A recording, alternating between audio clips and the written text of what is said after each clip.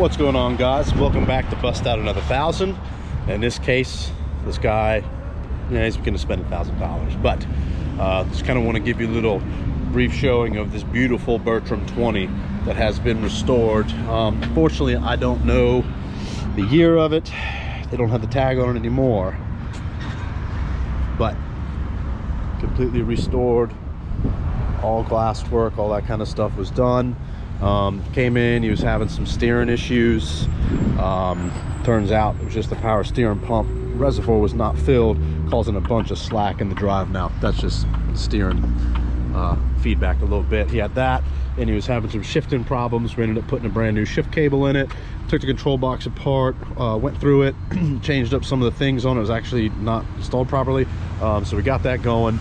So what we're going to do here is we're just going to throw that seat right here, because there's a little panel that goes here, just so we can do stuff on the fly. If we got to change anything or adjust anything, we're just going to put the seat there, and then we'll go ahead and give you guys a little show of it running. It's got a Marine Power LS. I'm not quite sure which LS or LT it is, but it is definitely a newer LS he's got in here. This thing runs pretty good. He said it runs about 60, so we're gonna give you guys a little snippet of how this thing runs. Check back in a few.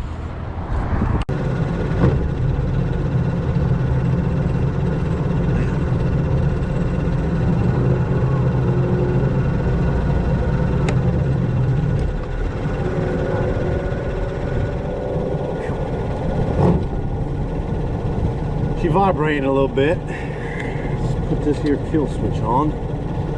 Apparently this thing is fast. Oh great, kill switch is broken.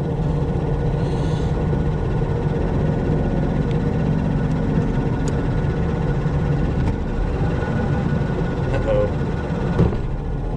Yeah.